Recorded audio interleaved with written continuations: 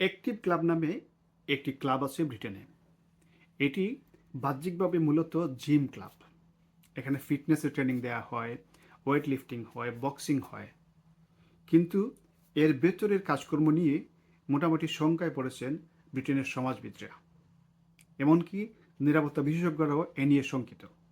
সম্প্রতি ডেইলি মেলের একটি অনুসন্ধানী রিপোর্টে এই ক্লাবটি সম্পর্কে অনেক তথ্য উঠে এসেছে। ক্লাবের ভেতরে ফিটনেস এবং ট্রেনিং দেওয়া হলেও এর সদস্যরা হিটলার অনুসারী বলে রিপোর্টে উল্লেখ করা হয়। সদস্য নিয়োগের সময় ৩টি শর্ত দেওয়া হয়। ১. মাদক সেবন করতে পারবে না। ২. যৌন অপরাধে অভিযুক্ত হওয়া যাবে না। ৩. ক্লাবের নামে কোনো ধরনের অপরাধে জড়ানো যাবে না। অ্যাক্টিভ ক্লাবটি সম্পর্কে প্রথমে বিবিসির নর্থ ওয়েস্ট টিম একটি অনুসন্ধানী প্রতিবেদন করেছিল।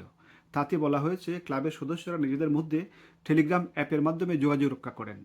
অ্যাক্টিভ ক্লাব ২০২০ সালে প্রথমে মার্কিন যুক্তরাষ্ট্রে প্রতিষ্ঠিত হয়।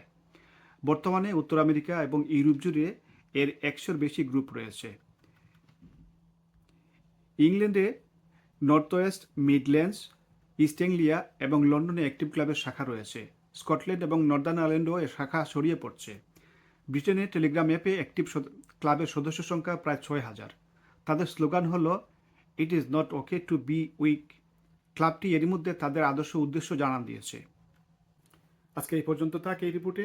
সবাই ভালো থাকবেন এবং যাবার আগে স্টেপনি ভয়েসের ইউটিউব চ্যানেলে সাবস্ক্রিপশনে একটা ক্লিক করে যাবেন প্লিজ।